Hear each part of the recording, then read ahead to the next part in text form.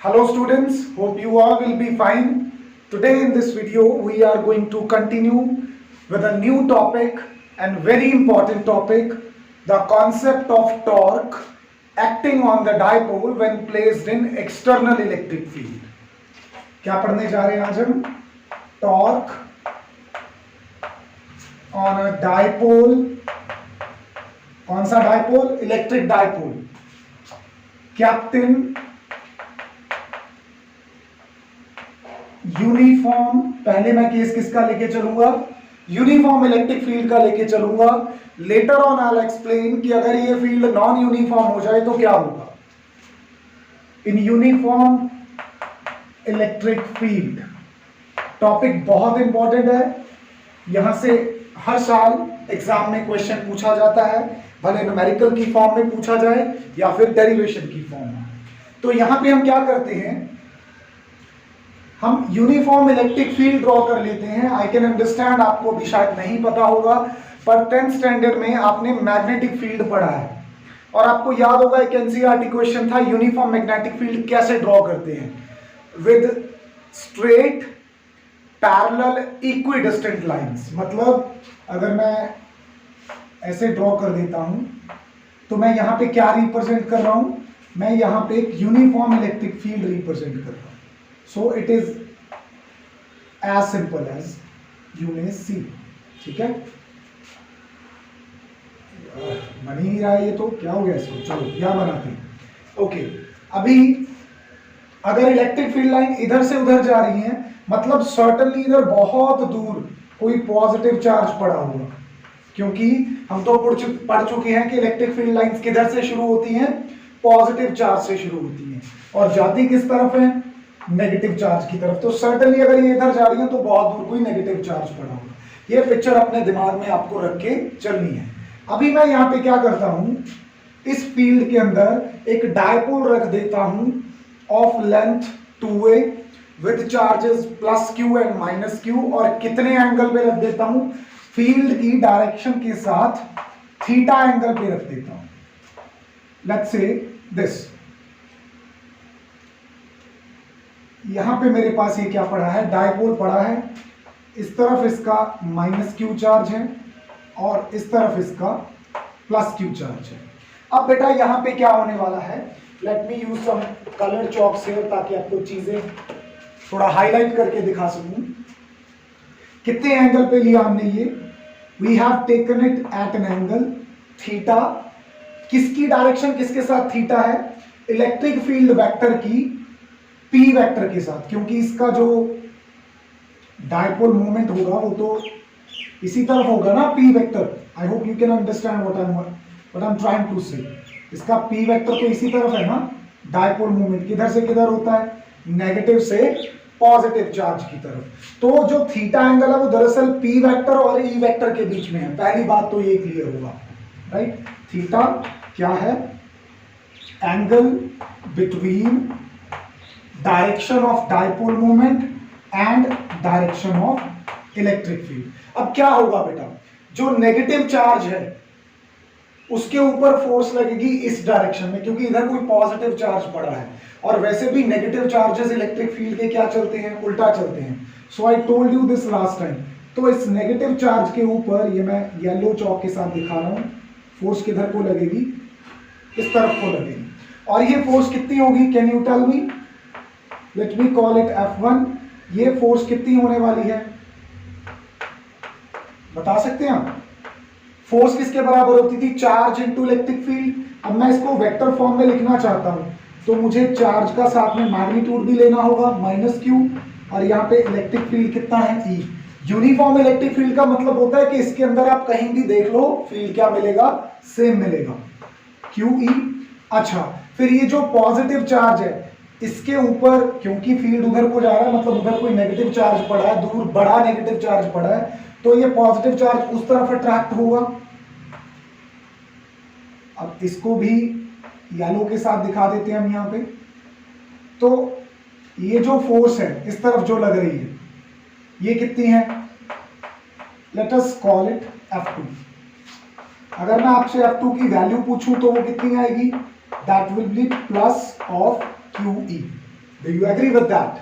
तो होगा क्या कि एक एज इधर को खींचा जा रहा है, एक एज उधर को खींचा जा रहा है, just like I can show you a demonstration. ये ऐसे पड़ा है, अब एक एज जिसको उधर को खींचना चाहता है, एक एज जिसको इधर को खींचना चाहता है, तो अल्टीमेटली होने क्या वाला है, ये डाइपोल ऐसे रोटेट होगा और ऐसे अपने आप को क्या कर लेगा, सेट कर लेगा, अलाइन कर लेगा। ठीक है, इसके ऊपर बाद में आते हैं। अच्छा, अगर आपको दोनों फोर्सेस पता चल चुकी हैं तो मेरी जरा हेल्प कर दो नेट फोर्स कैलकुलेट करने में। नेट फोर्स क्या होगी, जो दो फोर्सेस लग रही हैं उनका वेक्टर सम, मुझे दोनों को वेक्टोरिकली ऐड कर देना चाहिए। जरा वैल्यू सब्स्टिट्यूट करो, minus Q E vector plus Q E vector, दोनों का सम करके रिजल्ट क्या आएगा, 0। इसका मतलब नेट फोर्स कितनी लग रही है यहाँ पे, 0 क्या, 2 0, वेक्टर क्या, 2 1 द सेम थिंग। अब नेट फोर्स 0 लगने का मतलब क्या है, नेट फोर्स 0 लगने का मतलब है कि यहाँ पे एक्सेलरेशन भी 0, राइट। एक्सेलरेशन 0 होने का मतलब क्या है कि या तो ये डायपोल जो है इसका कोई ट्रांसलेटरी मोशन नहीं है, dipole has no translatory motion. Translatory motion का मतलब है कि ऐसे आगे नहीं बढ़ेगा ये डायपोल, वहीं पे रहेगा। पर अब आप एक बात पे ध्यान दो कि अगर किसी ऑब्जेक्ट के दोनों एजेस पे इक्वल और अपोजिट फोर्सेस लगे तो क्या होता है।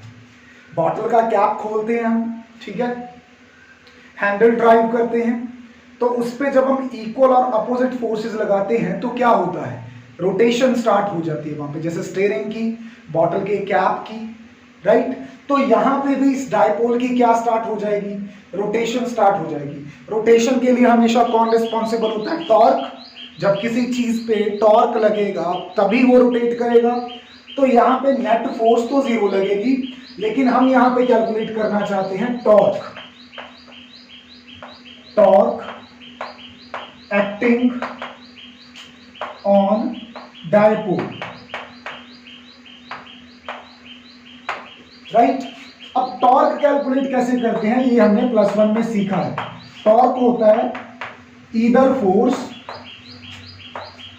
Into perpendicular distance between two forces का जो लाइन ऑफ एक्शन है उनके बीच का। बेटा दोनों फोर्सेस मैग्नीट्यूड वाइज तो इक्वल है, इसका मैग्नीट्यूड कर दो तो भी क्यू ही आ जाएगा, साइन हट जाएगा, इसका मैग्नीट्यूड कर दो तो भी क्यू ही आ जाएगा, प्लस साइन हट जाएगा। यानी कि एक बात तो पक्की है कि दोनों में से कोई भी फोर्स ले वो तो क्यू ही है। अब प्रॉब्लम क्या है, परपेंडिकुलर डिस्टेंस किनके बीच में, line of action of force के बीच में। पहली फोर्स किस लाइन के अलोंग लग रही है, इस येलो लाइन के अलोंग, और दूसरी फोर्स किस लाइन के अलोंग लग रही है, इस येलो लाइन के अलोंग। इन दोनों के बीच में हमें क्या लेना है, परपेंडिकुलर डिस्टेंस। कौन सा हो गया परपेंडिकुलर डिस्टेंस, ये वाला परपेंडिकुलर डिस्टेंस हो गया। अभी ये लेंथ मेरे को यहां पे नाम दे देना चाहिए, जो माइनस क्यू चार्ज है वो ए पॉइंट पे पड़ा है, जो प्लस क्यू चार्ज है वो बी पॉइंट पे रखा हुआ है, लेट अस कॉल इट सी, जहां पे राइट एंगल बन रहा है। तो मुझे बेसिकली ये बी सी डिस्टेंस चाहिए। कितना डिस्टेंस चाहिए मुझे, ये बी सी। अब ये जो बी सी डिस्टेंस है इसको कैसे कैलकुलेट करूंगा, इसको यहां पे कैलकुलेट करूंगा मैं ट्रिग्नोमेट्री लगा के। कैसे, उस ट्राइंगल के अंदर, कौन सी triangle, we call it ACB। इस ट्राइंगल के अंदर मुझे जरा साइन थीटा फाइंड आउट करने में हेल्प करो। What is sin theta?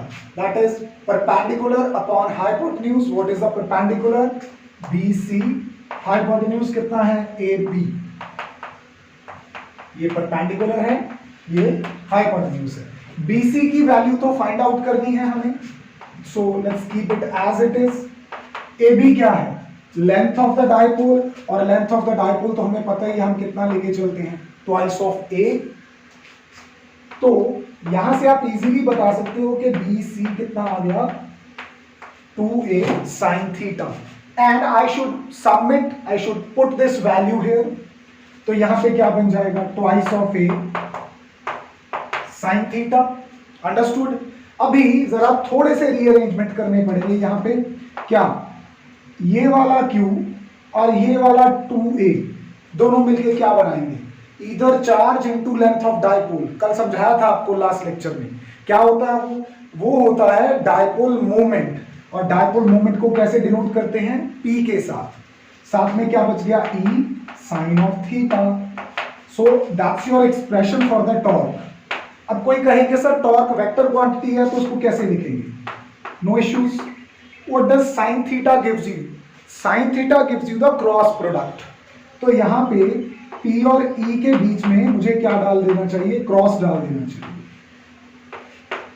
एक बात फिर यहां से पूछी जा सकती है कि डायरेक्शन कैसे दोगे। जो टॉर्क की डायरेक्शन है वो हम देंगे क्रॉस प्रोडक्ट के रूल के हिसाब से। क्या कहता है वो रूल, कि p और e एक सेम प्लेन में लाई करेंगे। आप p के ऊपर अपना हाथ रख के e की तरफ फिंगर्स घुमाओगे, जिधर आपका थंब जाएगा उधर आपकी किसकी डायरेक्शन होगी, टॉर्क की। तो इसकी डायरेक्शन हम देंगे, कौन सा रूल अभी आपको डेमोन्स्ट्रेट किया मैंने, राइट हैंड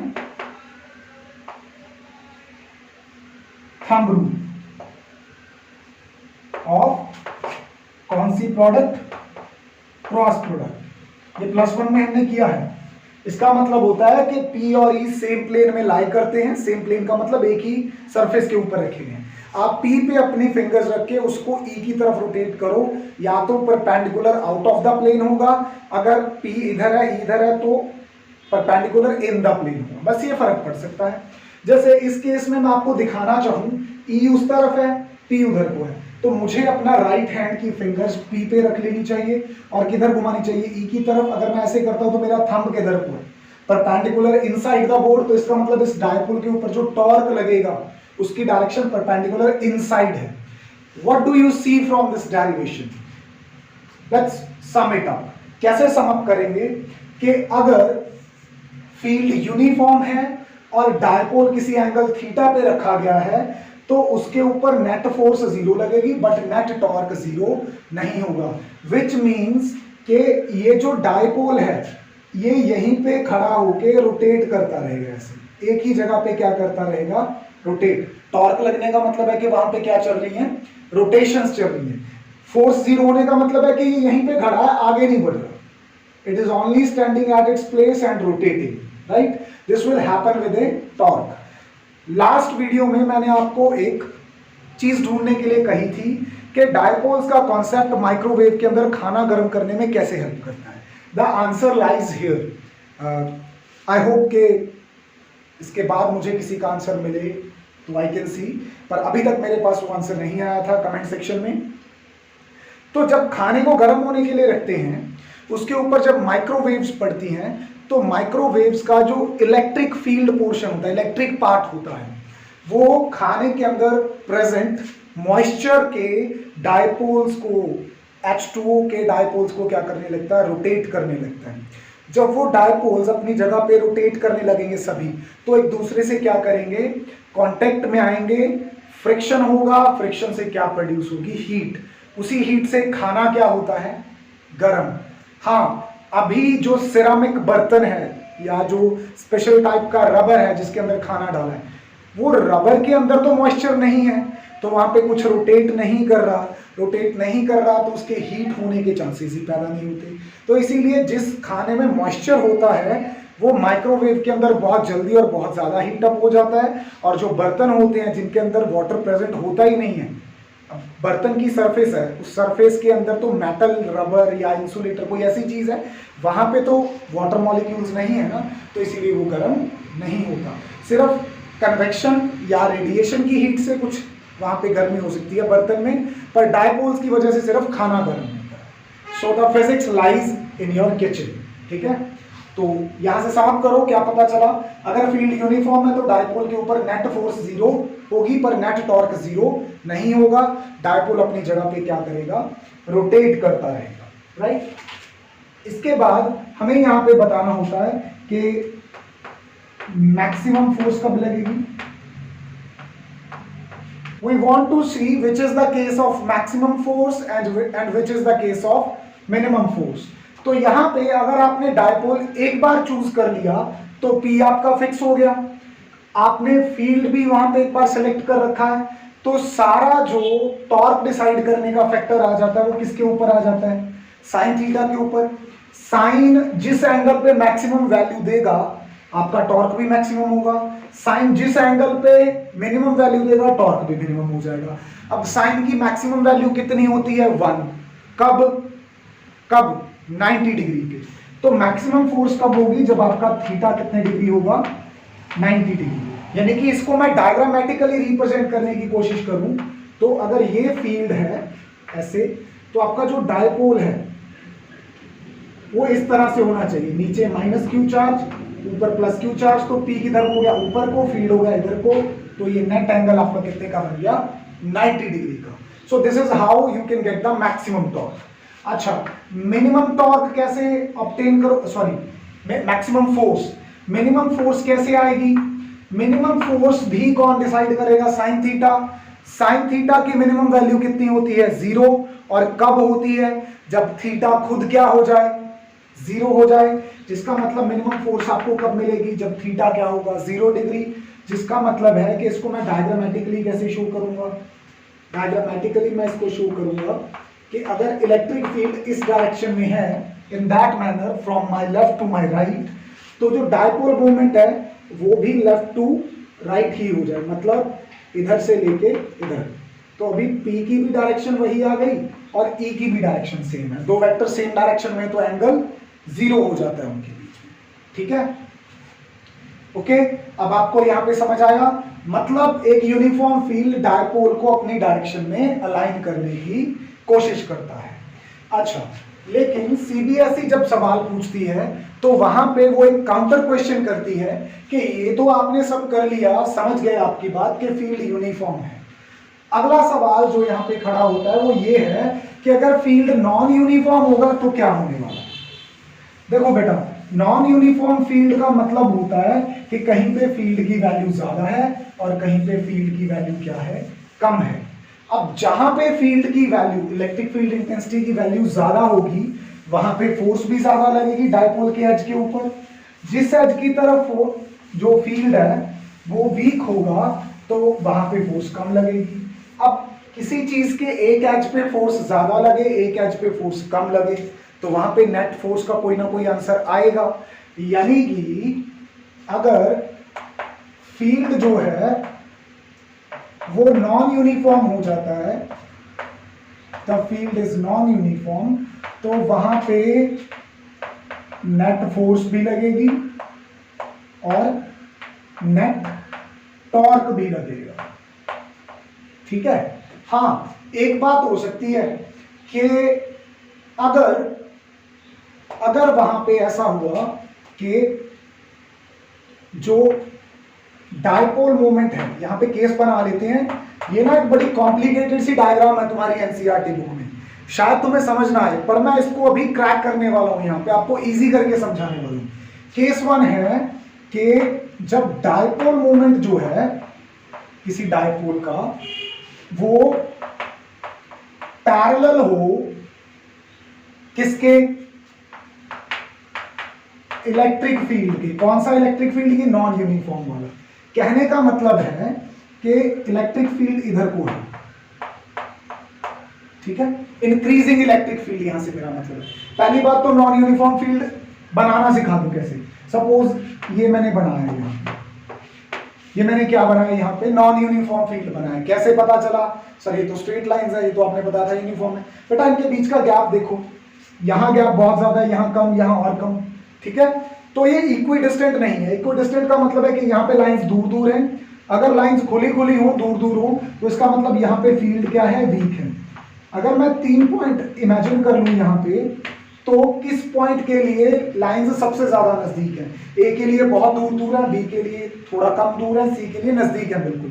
तो ए पे फील्ड की वैल्यू मिनिमम है, बी पे फील्ड की वैल्यू ए से ज्यादा है और सी पे सबसे ज्यादा है। ऐसे फील्ड को हम नॉन यूनिफॉर्म फील्ड बोल सकते हैं। और हम ऐसा बोलते हैं कि ए से सी की तरफ जाते हुए फील्ड क्या हो रहा है, स्ट्रॉन्ग हो रहा है, इंक्रीजिंग, राइट। तो मैं यहां पे कहता हूं कि अगर फील्ड इस तरफ इंक्रीज हो रहा है, राइट, और इसका मतलब इस तरफ फील्ड स्ट्रॉन्ग है और इस तरफ फील्ड क्या है, वीक है, उधर को जाते हुए बढ़ रहा है ना फील्ड आपका नॉन यूनिफॉर्म। अच्छा, आपने अभी रख दिया यहाँ पे डायपोल। डायपोल को मैं थोड़ा अलग कलर से दिखा दूं ताकि आप डिफरेंशिएट कर पाए चीजों के बीच में। यहां पे क्या है, हमें पता है कि कोई भी डायपोल अपने आप को according to the direction of E align करने की कोशिश करेगा। तो यहाँ पे पी और ई क्या हो जाएंगे, सेम डायरेक्शन में। डायपोल मोमेंट इसका किधर को है, डायपोल मोमेंट इस डायपोल का इस तरफ को है, फ्रॉम ये नेगेटिव चार्ज रहा, ये पॉजिटिव चार्ज रहा। मतलब आपने पी और ई क्या लिए हैं, सेम डायरेक्शन में।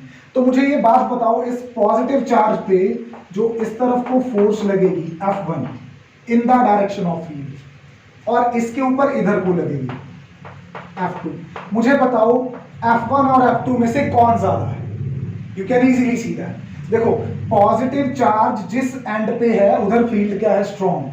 तो F1 आपकी ऑटोमेटिकली यहां पे क्या हो गई,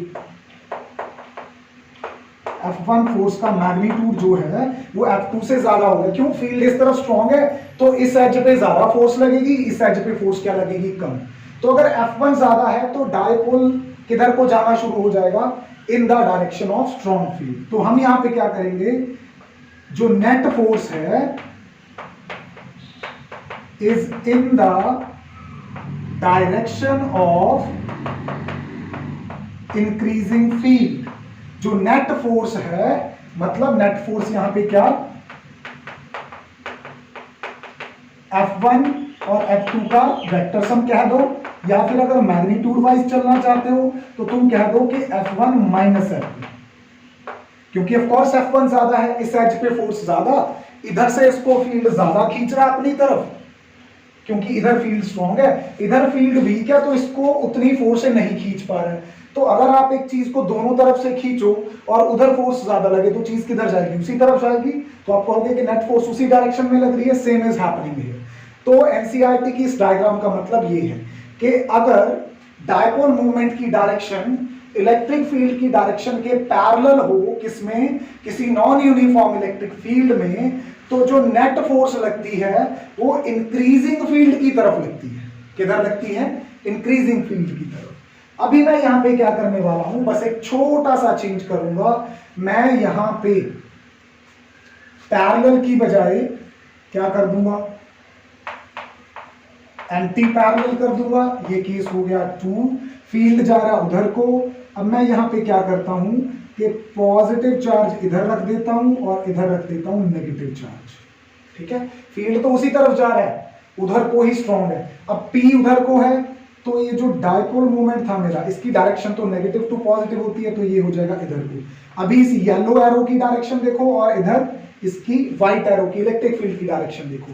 इलेक्ट्रिक फील्ड उधर को जा रहा है, डायपोल मूवमेंट इधर को, तो दोनों एक दूसरे के क्या हो गए, एंटी पैरेलल। अब इस केस में क्या होने वाला है, इस नेगेटिव चार्ज के ऊपर जो फोर्स लगेगी वो किधर को लगेगी, इधर को। इस नेगेटिव चार्ज के ऊपर फोर्स इधर को लगेगी, ठीक है, कितनी, F1। और इस पॉजिटिव चार्ज के ऊपर फोर्स किधर को लगेगी, उधर को, क्योंकि हमने ये पढ़ा है positive goes with the direction of field, negative goes against the direction of field. तो F1 इधर को लग रही है, F2 उधर को लग रही है। Are you getting my point. अभी ये वाला जो नेगेटिव चार्ज है ये strong part of the field में है, तो इसका मतलब F1 ज्यादा। ये जो पॉजिटिव चार्ज है it is in the weak part of the field, तो F2 क्या हो गई, कम। F1 ज्यादा, F2 कम। तो नेट फोर्स जो आएगी वो किसके हिसाब से आएगी, ज्यादा वाले के हिसाब से। अब वो इधर को लग रही है, इधर को लग रही है, तो इसका मतलब किधर को हो गया, ये अपोजिट। तो जैसे हमने यहां पे कहा था net force is in the direction of increasing field, तो अब हम यहां कहेंगे F नेट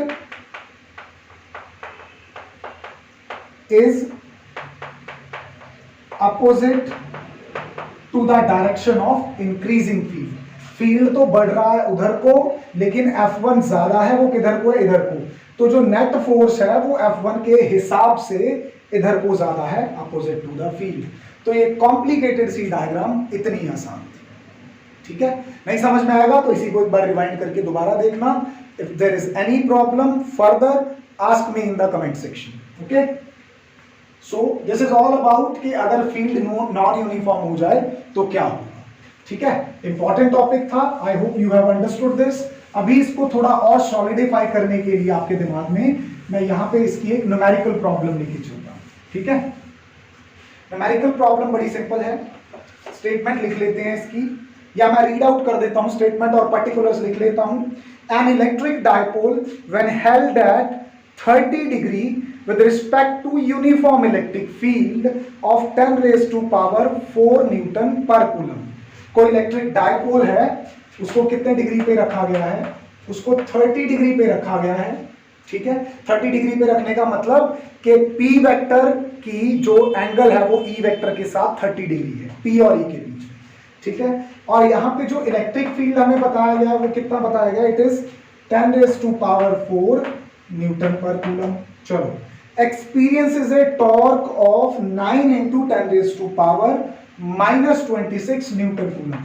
मतलब टॉर्क कितना है यहाँ पे 9 into 10 raised to power minus 26 newton metre.